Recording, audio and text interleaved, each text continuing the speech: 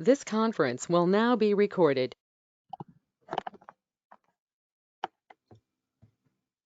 आज जो हमने टॉपिक स्टार्ट करना है that is IAS 33। IAS 33 deal करता है अर्निंग पर शेयर को।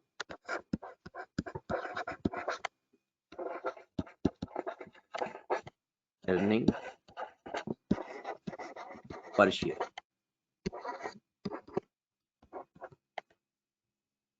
EPS।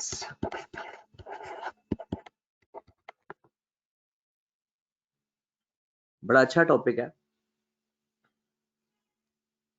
क्योंकि जितने भी इन्वेस्टर्स हैं, शेयर होल्डर जो होते हैं, उन तमाम का कंसर्न मेन क्या होता है कि हर शेयर के बदले हमें अर्निंग कितनी हो रही है, या कोई भी कंपनी हर शेयर होल्डर को एक शेयर के बदले कितना प्रॉफिट या कितनी अर्निंग प्रोवाइड कर रही है, राइट।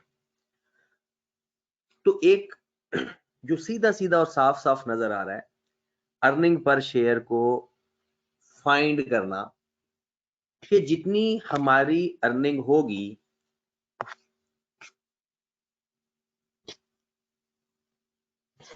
जितनी अर्निंग होगी उसको अगर नंबर ऑफ शेयर पे डिवाइड कर दिया जाए तो हमारे पास अर्निंग पर शेयर आ जाएगी। मतलब जितनी टोटल अर्निंग होगी, जैसे जिसे हम नेट प्रॉफिट कह सकते हैं, उसको अगर टोटल नंबर ऑफ शेयर्स पे डिवाइड कर दिया जाए तो एक सादा सी बात है कि हमें पर शेयर अर्निंग का पता चल जाएगा। बट एक प्रॉब्लम फिर और है कि कौन से शेयर्स हमने कंसीडर करने हैं डिवाइड करने के लिए, और कौन सी अर्निंग डिसाइड करनी है। तो हमने अर्निंग को भी देखना है, यानी अगर हम एक बेसिक सा फार्मूला लिखते हैं, बल्कि फार्मूला लिखने से पहले हम थोड़ा सा मजीद इस अर्निंग पर शेयर को कौन सी कंपनीज या किस तरह से बिजनेस से रिलेटेड EPS फाइंड किया जाता है या IAS 33 अप्लाई होता है, और साथ इसका फायदा क्या होता है, फिर EPS के फार्मूले पे आएंगे। तो सबसे पहले जो इंपॉर्टेंट बात है, IAS 33 हमेशा लिस्टेड कंपनी पे अप्लाई होगा। IAS 33 हमेशा लिस्टेड कंपनीज के ऊपर अप्लाई होगा।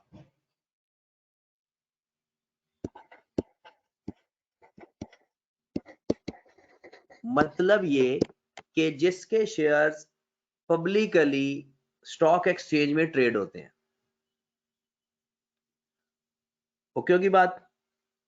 उसके बाद IAS 33 या EPS से फाइंड क्या, ये नहीं पता क्या क्या चलता है। EPS किसी भी एंटिटी की फाइनेंशियल परफॉर्मेंस को चेक करता है। तो जाहिर सी बात है, अगर किसी का अर्निंग पर शेयर ज्यादा है तो उस बिजनेस की परफॉर्मेंस ज्यादा अच्छी है, और जिस कंपनी का EPS लो है उसकी परफॉर्मेंस कम है। तो EPS check the financial performance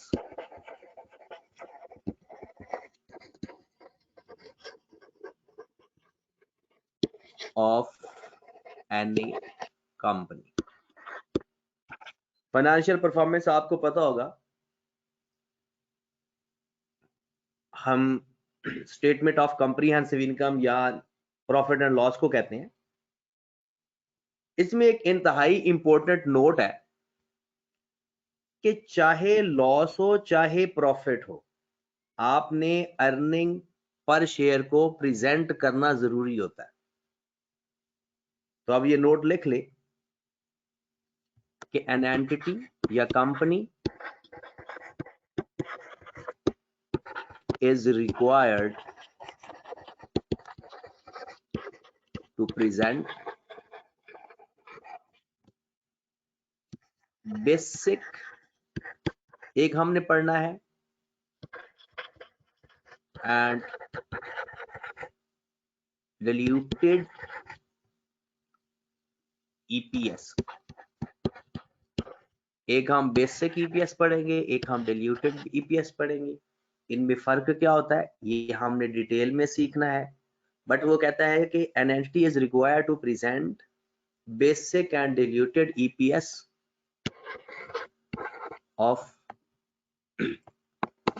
even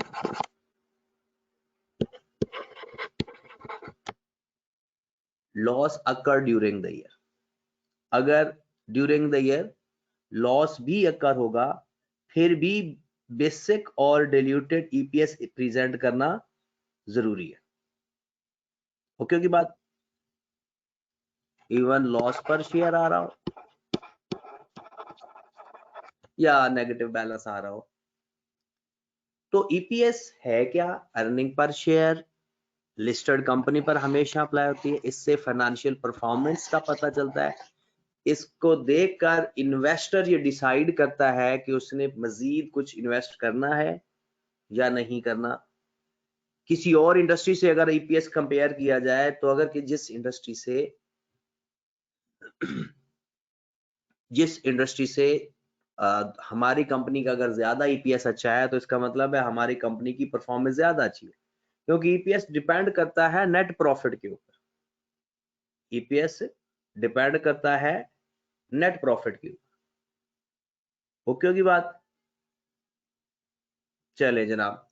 उसके बाद अगर हम फिलहाल बेसिक ईपीएस की बात करें,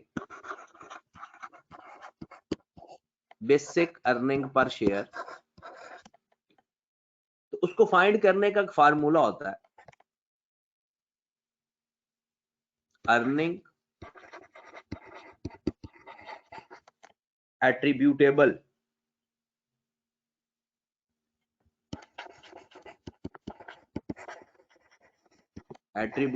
to ordinary shareholders।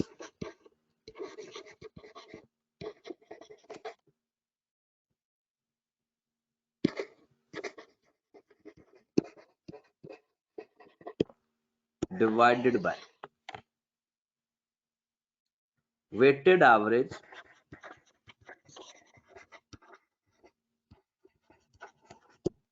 number of shares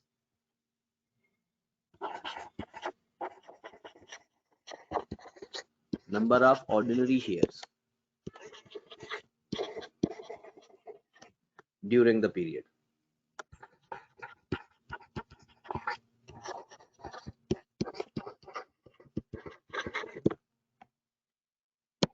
जी मेरे भाई, अर्निंग कहते हैं नेट प्रॉफिट को। एट्रीब्यूटेबल जो कि कनेक्टेड हो ऑर्डिनरी शेयर होल्डर्स के साथ। प्रेफरेंस शेयर होल्डर की बात यहां पर नहीं कर रहा वो। ऐसा नेट प्रॉफिट जिसका लिंक आपके ऑर्डिनरी शेयर होल्डर के साथ होगा, ऐसे प्रॉफिट को अगर हम नंबर ऑफ शेयर्स पे डिवाइड करेंगे, नंबर ऑफ शेयर्स, लेकिन यहां पर लिखा हुआ है weighted average number of shares. Weighted average का मतलब ये है कि अगर ड्यूरिंग द ईयर एक बंदे ने 6 महीने पहले शेयर्स खरीदे हैं, तो अगर उसने 6 महीने पहले शेयर खरीदे हैं तो उसको पूरे साल का तो यानी अर्निंग नहीं मिलेगी, उसे 6 महीने की मिलेगी। एक शख्स ने 3 महीने पहले शेयर खरीदे या कंपनी ने 3 महीने पहले शेयर इशू किए, तो कहते हैं कि ड्यूरिंग द ईयर अगर टाइम में फर्क है तो उस टाइम को कंसीडर करना है, उस हिसाब से उसे बोलते हैं weighted average.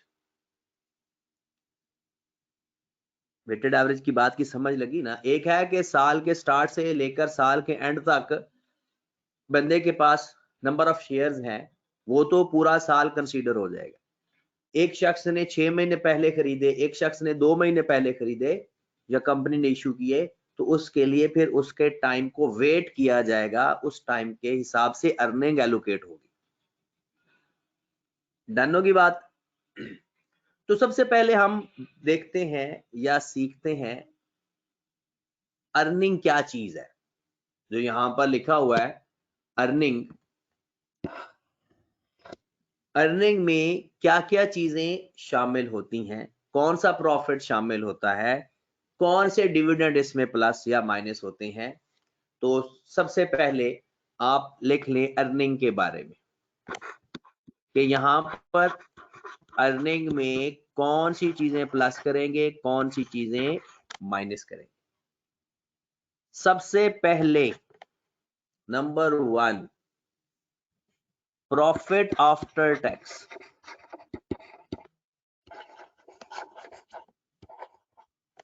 Profit after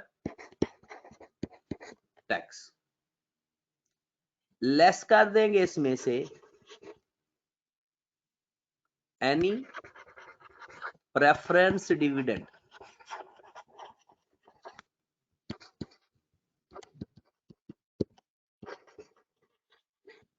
and any non controlling interest.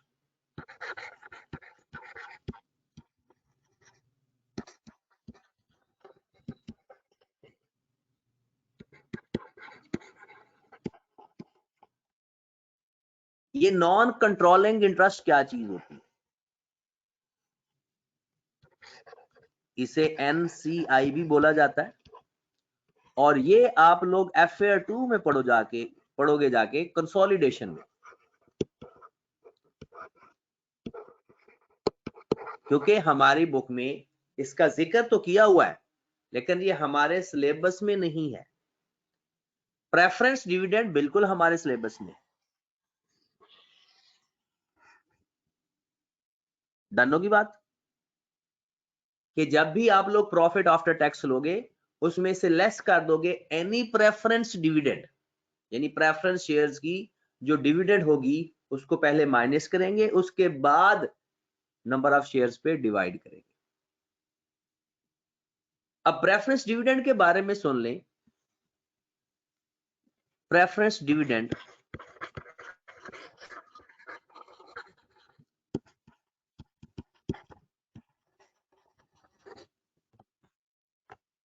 जी मेरे भाई, नंबर 1 रिडीमेबल प्रेफरेंस डिविडेंड।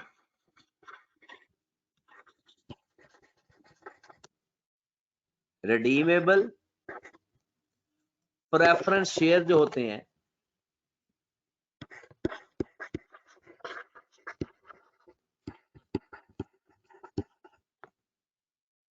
मुझे बताया redeemable profit preference shares equity का पार्ट होते हैं या नॉन करंट लायबिलिटी होते हैं? Non current liability. Non current liability, non current liability होते हैं। डन। इसका जो डिविडेंड होता है ऑलरेडी डिडक्टेड फ्रॉम प्रॉफिट,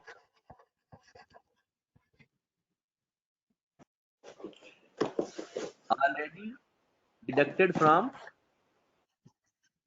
ये अगर सवाल के अंदर इसके बारे में बताया भी होगा ना, फिर भी हमने कुछ नहीं करना क्योंकि ये ऑलरेडी प्रॉफिट में माइनस हो चुका होता है। हम इसको इंटरेस्ट कॉस्ट समझते होते हैं, हम इसको फाइनेंस कॉस्ट समझते होते हैं।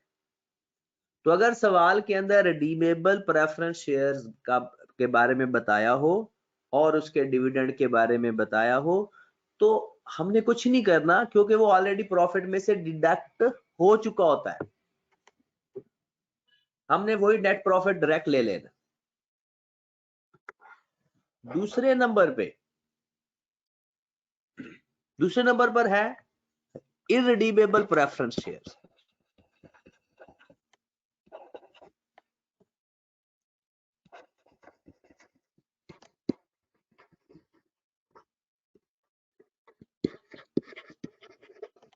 इररिडीमेबल प्रेफरेंस शेयर्स इक्विटी का पार्ट होते हैं।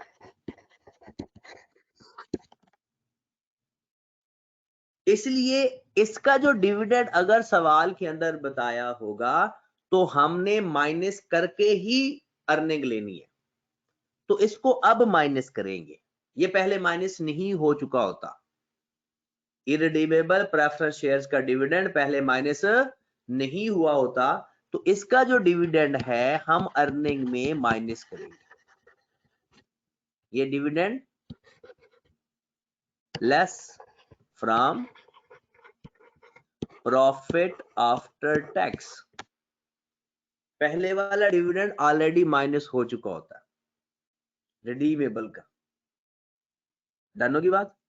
और इररिडीमेबल का प्रॉफिट में से डिविडेंड माइनस नहीं हो चुका होता, तो इसलिए हम पहले माइनस करेंगे और उसके बाद नंबर ऑफ शेयर्स पे डिवाइड करेंगे। Got it. फिर फर्दर दो बातें,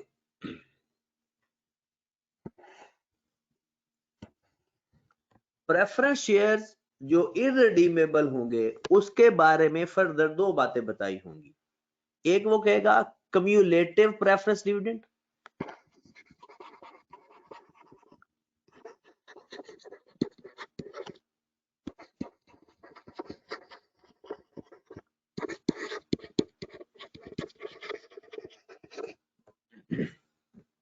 और एक कहेगा नॉन कम्युलेटिव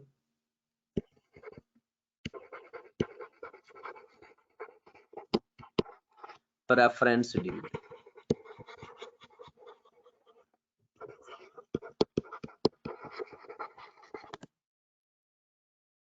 एक में कहेगा कम्युलेटिव प्रेफरेंस डिविडेंड, एक में कहेगा नॉन कम्युलेटिव प्रेफरेंस डिविडेंड। अगर क्वेश्चन के अंदर वो कम्युलेटिव प्रेफरेंस डिविडेंड का कहे तो आपने इसको कंसीडर करना है, it will be consider during the year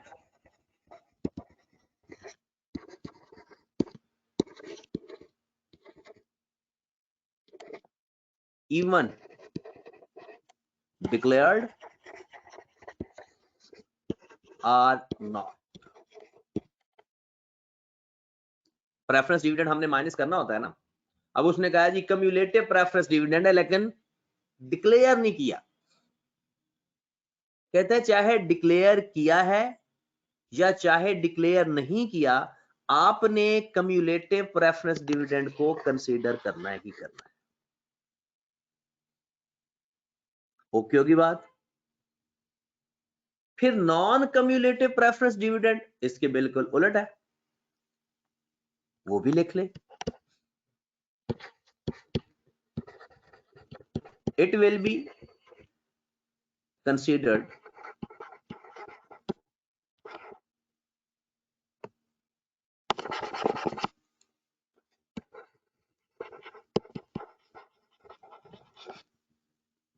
during the year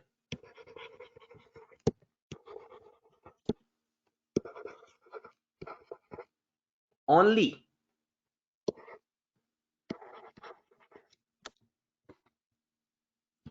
if declared।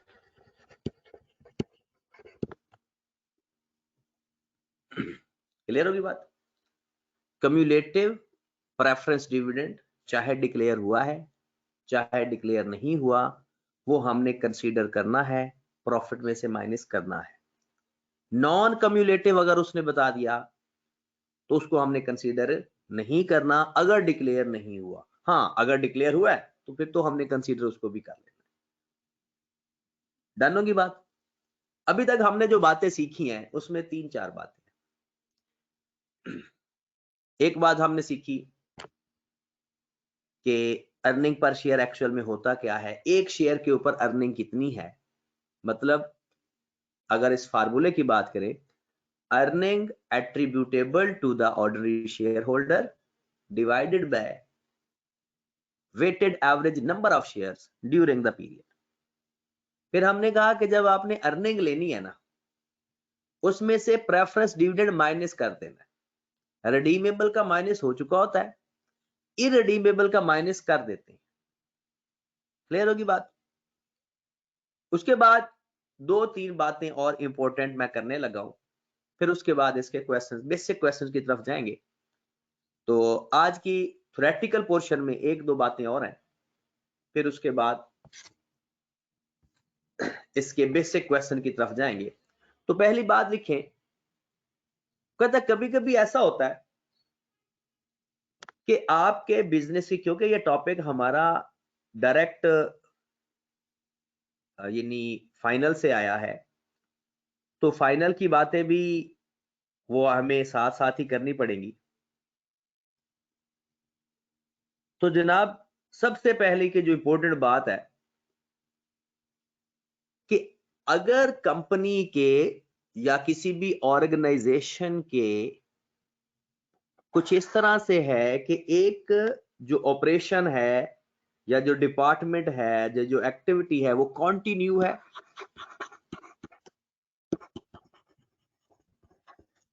Continuing operation है कंपनी का, और ड्यूरिंग द ईयर कोई ऐसा ऑपरेशन भी है जो डिसकंटिन्यू है।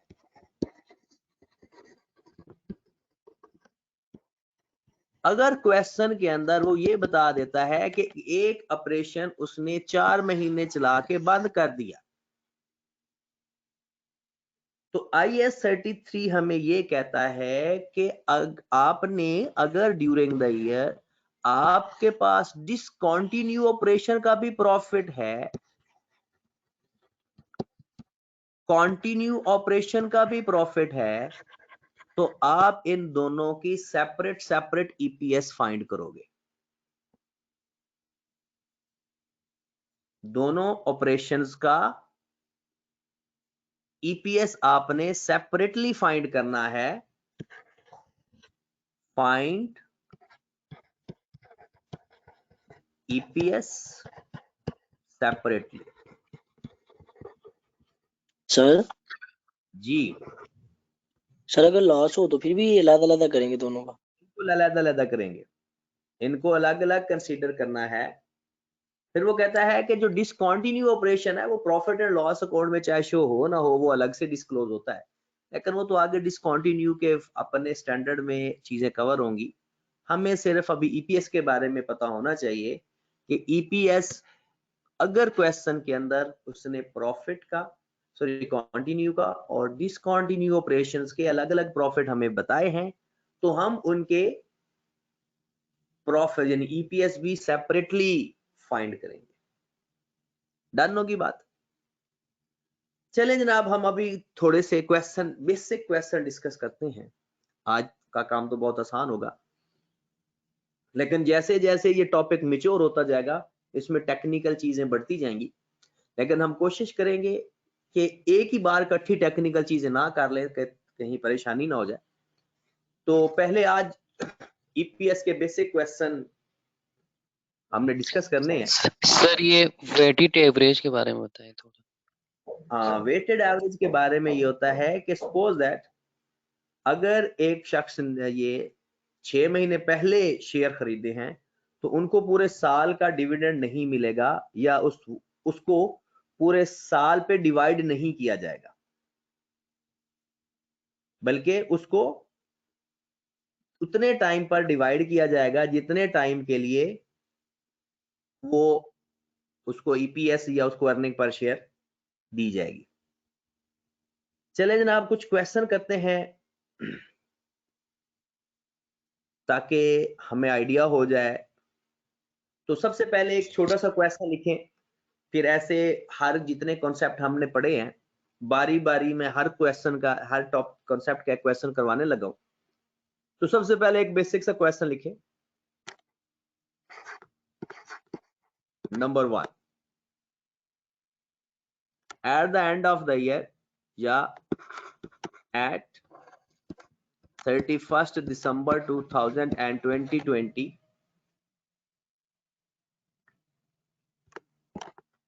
Profit after tax from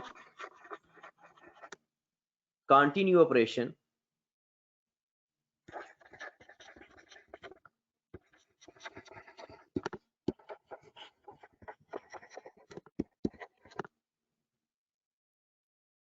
rupees 20 million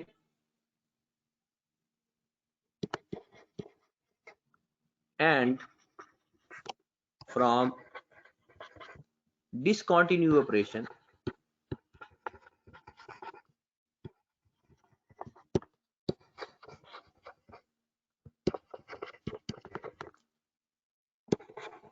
rupees 500,000.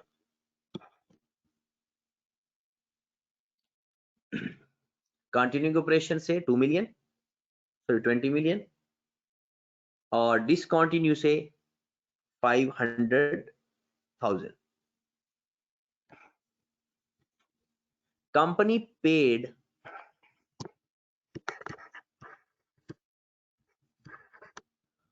ordinary shares dividend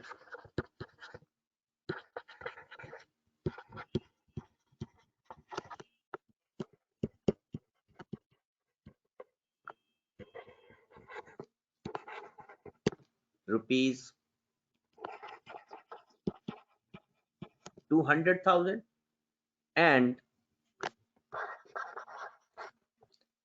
preference dividend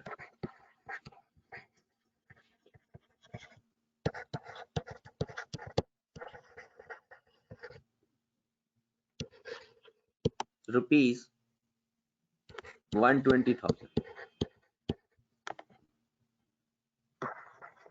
Company sir recognize question लिख लें एक बार फिर मैं आपका क्वेश्चन लेता हूं. Company recognized preference shares under the head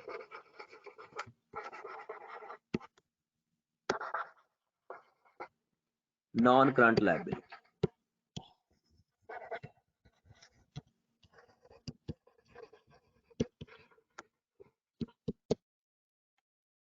Find basic earning per share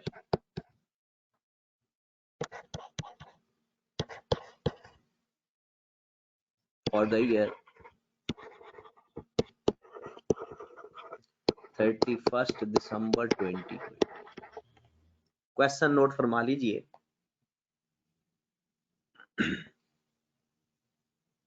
if एक लाइन और लिखे. If total number of ordinary shares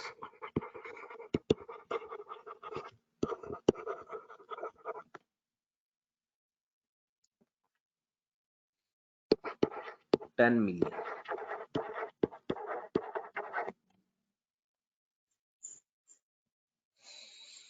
जी जनाब. अब सवाल पूछें जो सवाल को पूछना चाह रहा था. सर वो ये पूछना था कि अगर वो बताए ना प्रेफरेंस डिविडेंड के बारे में तो हम उसको इररिडीमेबल कंसीडर करेंगे. क्या बताएगा? क्योंकि वो इसलिए बताता है क्योंकि अगर वो जब तक बताएगा नहीं तो तब तक काम आसान नहीं होगा. और आई कैप वो काम आसान कैसे करेगा? कर देता हूं तक टेंशन न ले. ठीक है सर सर. ये नॉन करंट लाइबिलिटी मतलब है. क्या करना है? ये नॉन करंट लाइबिलिटी का क्या मतलब है? नॉन करंट लायबिलिटी का मतलब है कि जो हमारे प्रेफरेंस शेयर्स हैं वो रिडीमेबल है. आपको पता है ना कि अच्छा, मतलब रिडीमेबल शेयर्स नॉन माइनस करना है.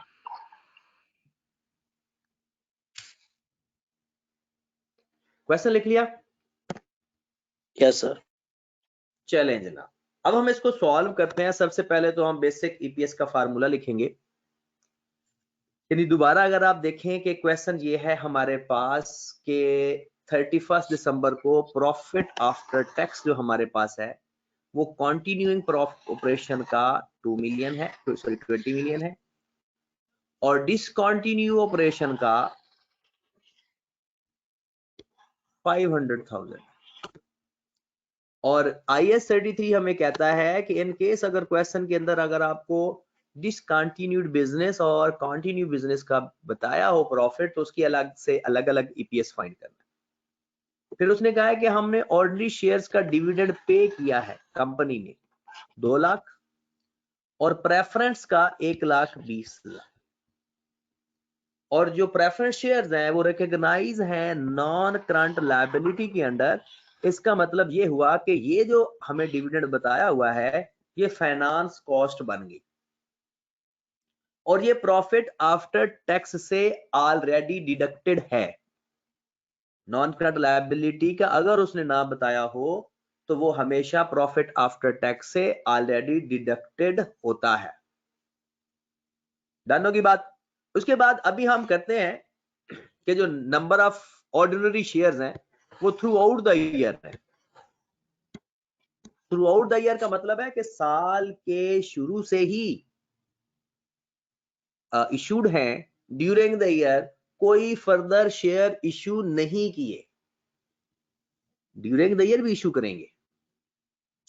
ठीक है, तो जनाब हम इसका ईपीएस फाइंड करते हैं। पहले दोनों का अलग अलग। एक स्टूडेंट का मैसेज आया है कि सर ईपीएस की डेफिनेशन रिवाइज कर देंगे। ईपीएस की डेफिनेशन अभी ये फार्मूला उसकी डेफिनेशन ही है। तो बेसिक ईपीएस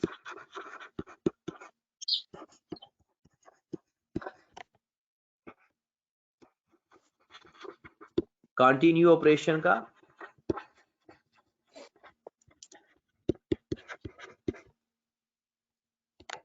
फार्मूला क्या लगेगा? अर्निंग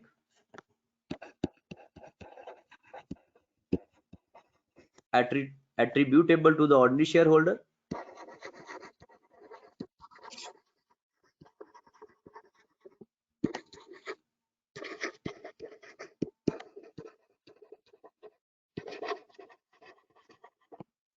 divided by, फार्मूले में आप हमेशा वेटेड एवरेज लिखा करें ताकि आपको फार्मूला याद ऐसे हो जाए। तो इसमें तो फाइंड करने की जरूरत नहीं है। Weighted average number of shares during the period.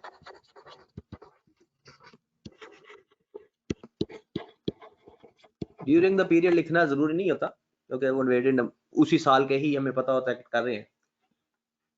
लो मेरे भाई, earning attributable to ordinary share holder हमारे पास है 20 मिलियन। देखिएगा, पहली ऑर्डिनरी शेयर होल्डर का डिविडेंड ना प्लस करते हैं ना माइनस करते हैं पैट के अंदर, प्रॉफिट आफ्टर टैक्स के अंदर, सिर्फ प्रेफरेंस शेयर्स का माइनस करते हैं। तो फिर हमने माइनस क्यों नहीं किया? क्योंकि ये रिडीमेबल थे और रिडीमेबल का ऑलरेडी माइनस हो चुका होता है। Divided by number of shares 10 million. Answer हमारा आ गया ₹2 पर शेयर।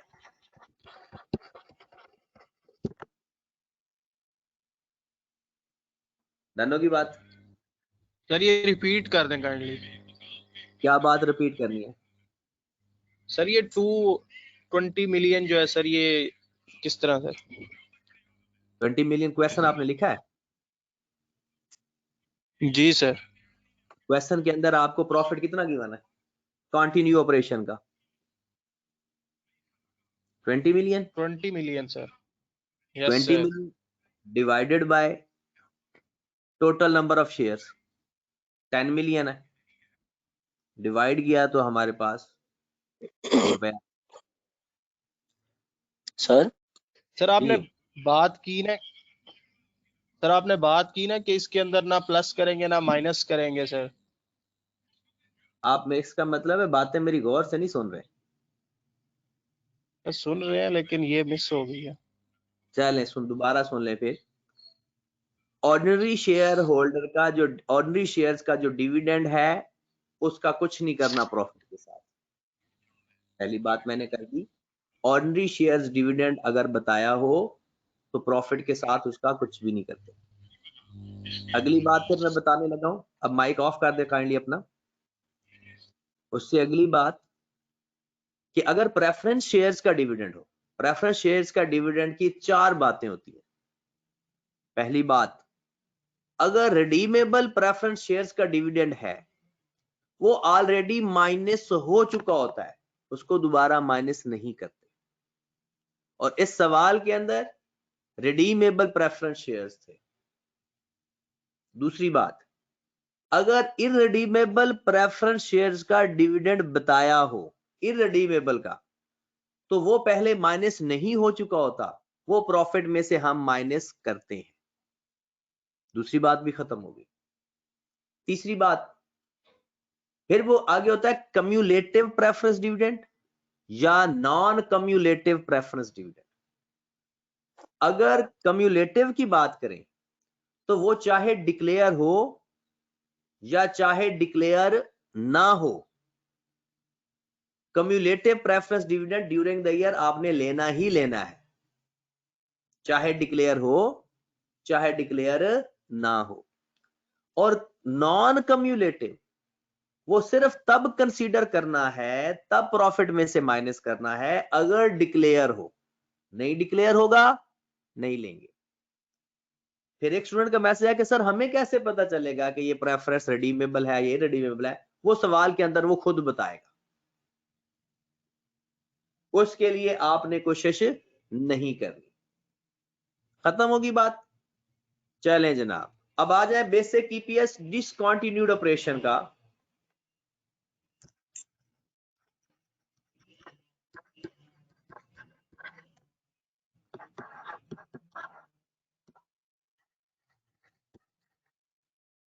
डिसकंटिन्यूड ऑपरेशन,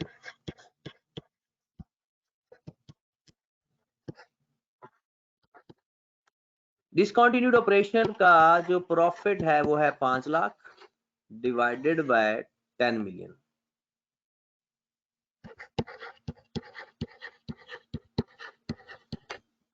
स्टूडेंट का मैसेज है कि सर इसमें हमें कैसे पता चला? इसमें उसने कहा है कि कंपनी ने प्रेफरेंस शेयर्स को नॉन करंट लायबिलिटी के अंदर लिखा हुआ है। अगर कंपनी ने नॉन करंट लायबिलिटी में प्रेफरेंस शेयर्स को लिखा हुआ है तो इसका साफ मतलब है कि ये रिडीमेबल प्रेफरेंस शेयर्स। डन। लो जनाब 0.05 आ रहा है या 0.5 आ रहा है?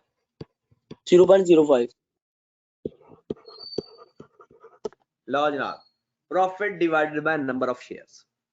पहले तो मैं 4-5 ऐसे सवाल करवाऊंगा जिसमें weighted average number of share find नहीं करने पड़ेंगे। पहले बाकी बेसिक चीजों की प्रैक्टिस करवाऊंगा, फिर उसके बाद हैवी चीजों पे आएंगे।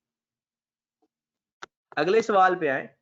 अब आपने सवाल करने हैं, थोड़ा टाइम लगेगा, और जिस बंदे ने बाद में रिकॉर्डिंग सुननी है वो भी इसी ही पैटर्न में सवाल करेगा। पहले सवाल करेगा फिर आगे आंसर देखेगा। तो मेरे पे लिखे जरा क्वेश्चन। 4-5 सवाल आपने करने हैं, अभी मैंने आपसे करवाने। ABC company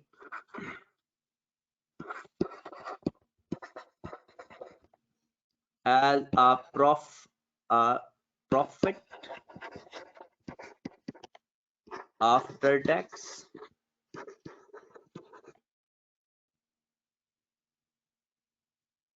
from continuing operation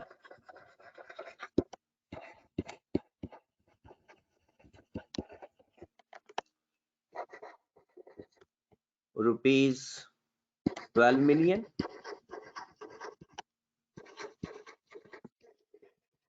and discontinued operation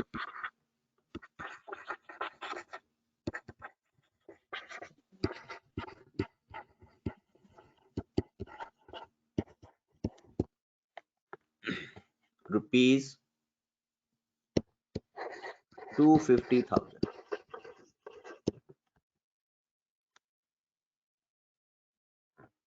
Number of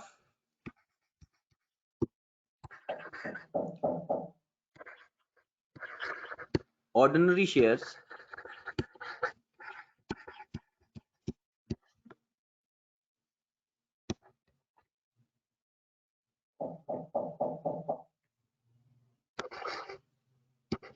$8 million.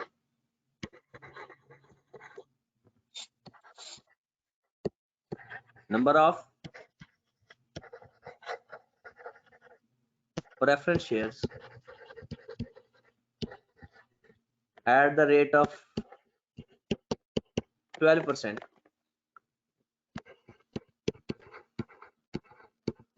$5 million. Company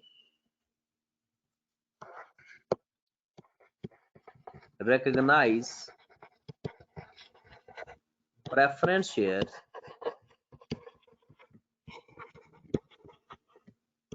as part of equity.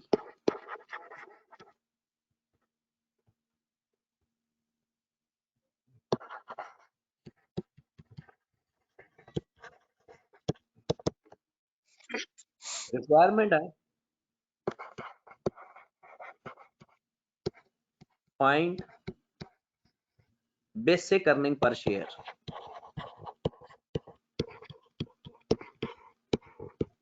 जी मेरे भाई 2 मिनट लगाएं और इस सवाल को करें। 2 मिनट से ज्यादा टाइम नहीं लगाना।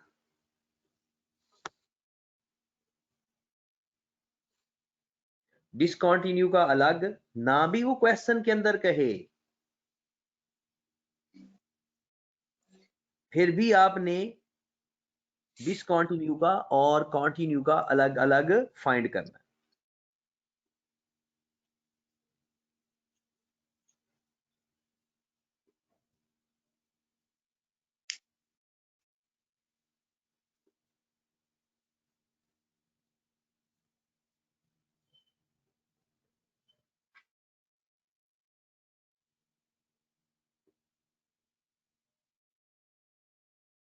मैं सर वो वेटेड एवरेज कहाँ से निकालेंगे सर?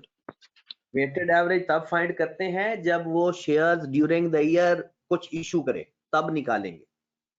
अभी तो हम ऐसे शो कर रहे हैं जैसे ऑलरेडी इशूड है सारे शेयर ड्यूरिंग द ईयर, अभी हमने वो काम नहीं किया।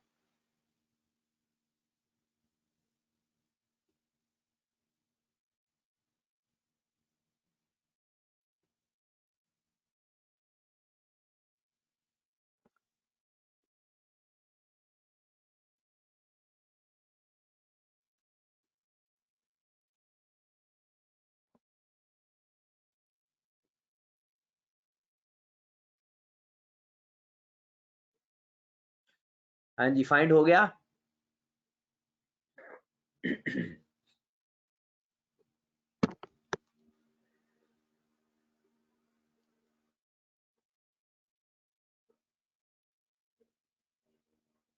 जी मेरे भाई, और ये जो 12% है इसको दोनों के बराबर में से बारी बारी माइनस करेंगे, डिसकंटिन्यू से नहीं करते होते, सिर्फ कंटिन्यू से करते हैं। सिर्फ कंटिन्यू से करते हैं।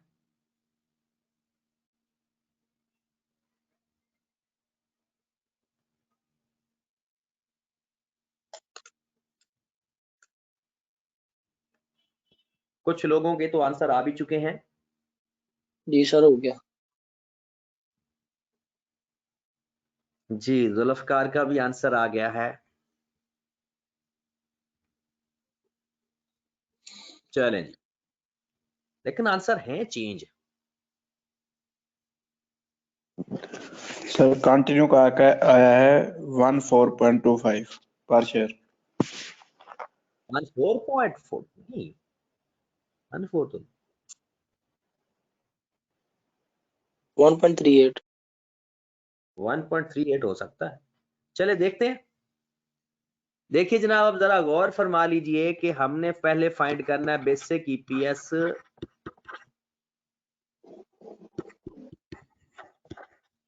कंटिन्यू ऑपरेशन का।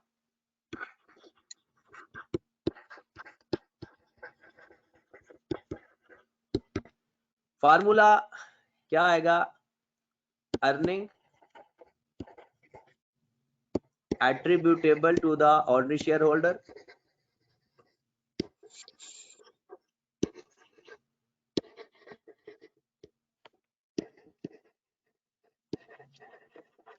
divided by weighted average number of shares. अब अर्निंग पर शेयर हमारे पास वैसे तो 12 मिलियन है, लेकिन 12 मिलियन में से हमने माइनस करना है 12 मिलियन में से हमने माइनस करना है प्रेफरेंस डिविडेंड, क्योंकि ये वाला प्रेफरेंस डिविडेंड किसका पार्ट है? इक्विटी का पार्ट है।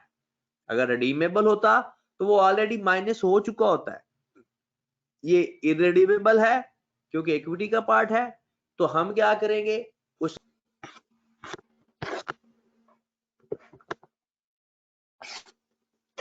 क्वेश्चन लिखें जरा, XYZ company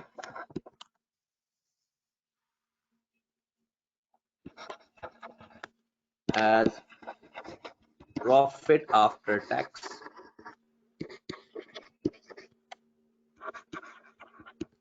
rupees 5 million.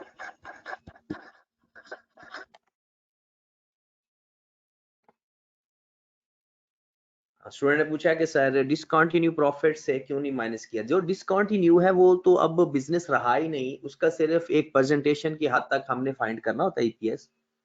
Otherwise discontinue operation में से हमने प्रेफरेंस डिविडेंड माइनस नहीं करना, क्योंकि वो सिर्फ कंटिन्यू बिजनेस से रिलेट करता होता है। हाँ जी, XYZ company has profit after tax rupees 5 million.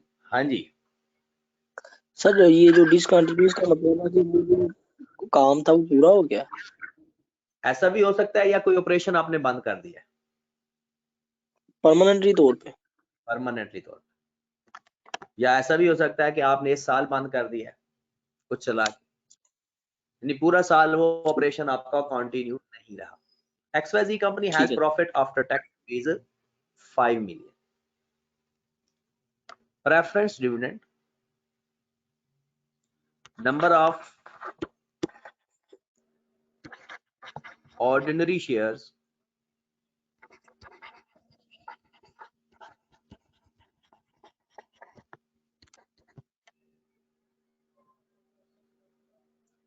$2 million.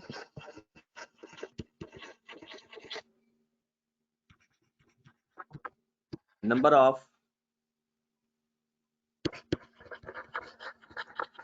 preference shares 1 million.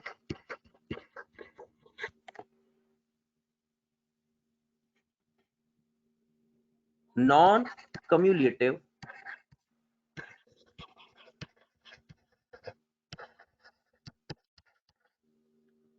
preference dividend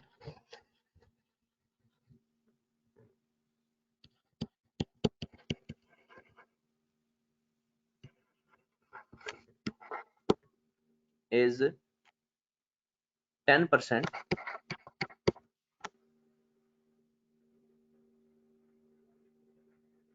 but not declared during the year.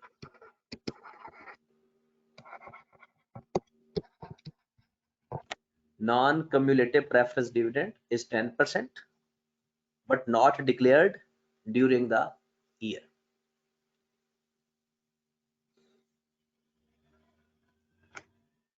उसके बाद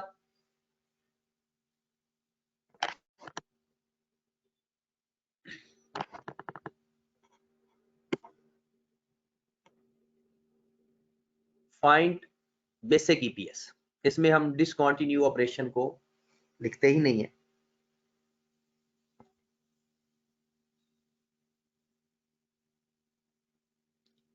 आदिल का सवाल है कि सर ये एग्जामिनर किस नोयत का सवाल देगा? एग्जामिनर के नोयत का सवाल तो अभी हमने शुरू ही नहीं किया, अभी हम कुछ बातें थोड़ी थोड़ी पढ़ रहे हैं ताकि जब सारी बातें इकट्ठी पढ़ेंगे तो फिर हमें फायदा होगा। जी, इसका बेसिक ईपीएस फाइंड करो। इस क्वेश्चन का फाइंड बेसिक ईपीएस।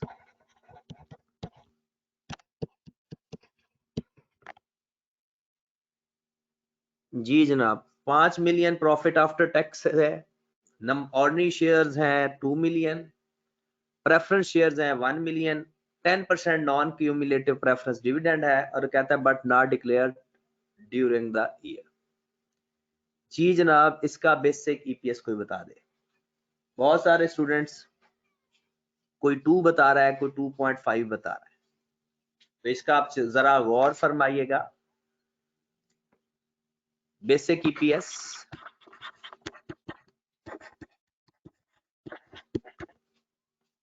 फार्मूला आ जाएगा अर्निंग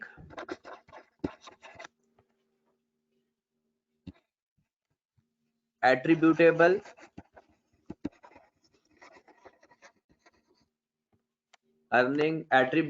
टू ordinary shareholder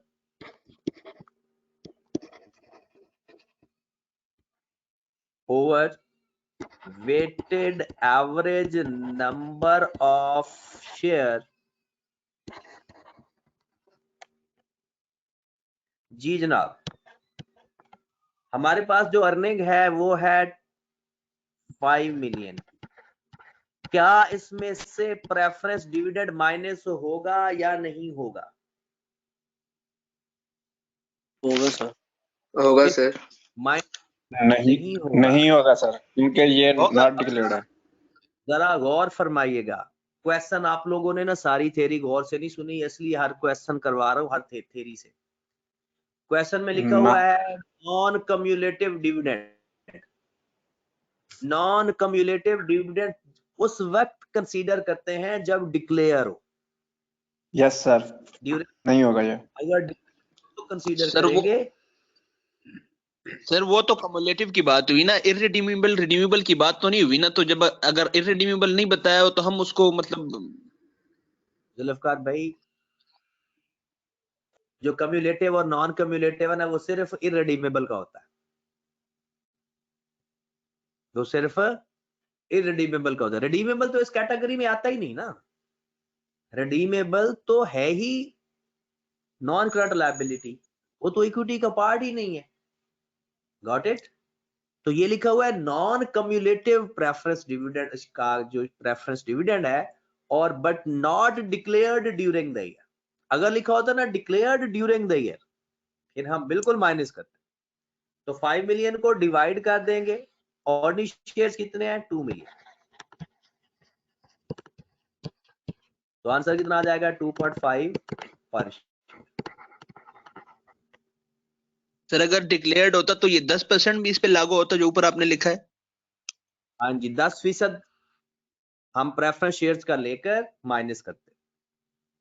अभी वो सवाल करेंगे। जितने कॉन्सेप्ट मैंने बताए हैं ना, मैंने 5 बातों का जिक्र किया है और आपको 5 ही क्वेश्चन करवाने। चलें जनाब, नेक्स्ट एक और सवाल लिखते हैं। अब आपने थोड़ा सा गौर करना है इस सवाल के ऊपर।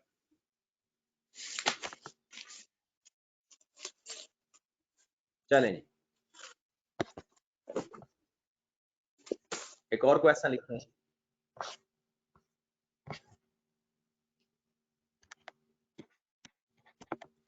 PQR company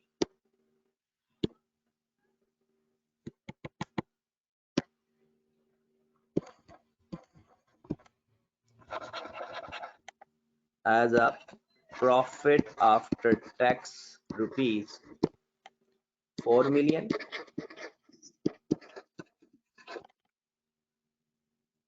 number of ordinary shares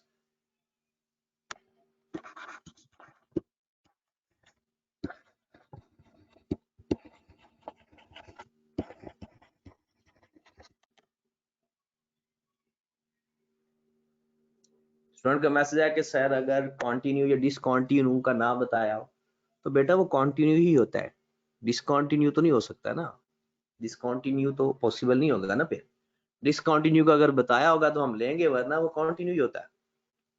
number of ordinary shares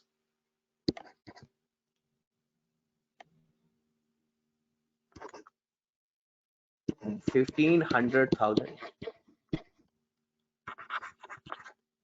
Number of preference shares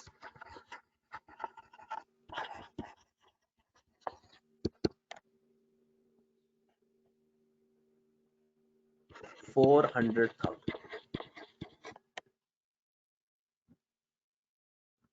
Cumulative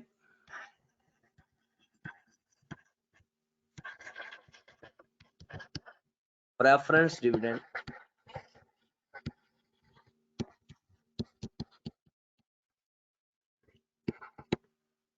is 10%,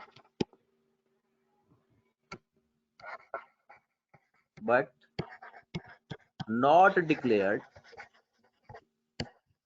during the year.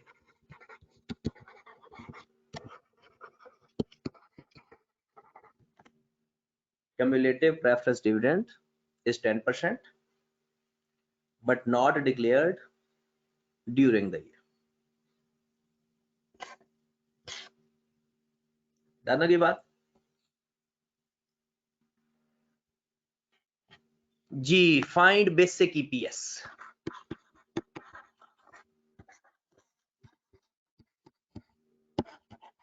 जल्दी से जनाब बेसिक ईपीएस बता दें।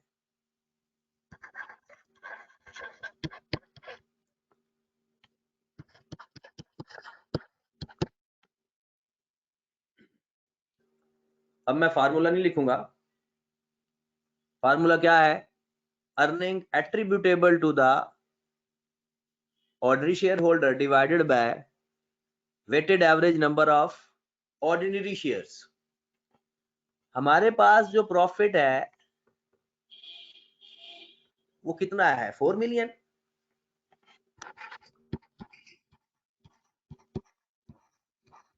क्या इसमें से प्रेफरेंस डिविडेंड माइनस करेंगे या नहीं? करेंगे सर। करेंगे। लेकिन हमने क्लियर नहीं किया, नॉट डिक्लेयर्ड है। तो कम्युलेटिव में था सर, डिक्लेयर्ड हो या ना हो फिर भी कंसीडर करेंगे। ये है डिक्लेयर्ड और नॉट, हमने कंसीडर करना ही करना है। तो 4 मिलियन में से माइनस कर देंगे, कितना डिविडेंड बनता है? 40,000। 40,000 40,000 divided by ordinary number of shares 2.46 अब कुछ चीजें बेहतर समझ लगी? Yes sir. चले जनाब, आज का लास्ट क्वेश्चन और कल इसी क्वेश्चन से फिर इब्तिदा की जाएगी। सर ये जो प्रॉफिट होता है ये कंपनी का ऑल ओवर प्रॉफिट होता है, कंपनी में जितना में हमें प्रॉफिट होगा? हाँ जी, कंपनी का टोटल प्रॉफिट। और सर हम हमेशा प्रॉफिट आफ्टर टैक्स ही लेंगे? हाँ जी, नेट प्रॉफिट लेते थे, प्रॉफिट आफ्टर टैक्स। इवन के बाकी चीजों का भी यानी अगर कोई प्रेफरेंस डिविडेंड है वो भी माइनस कर देते हैं।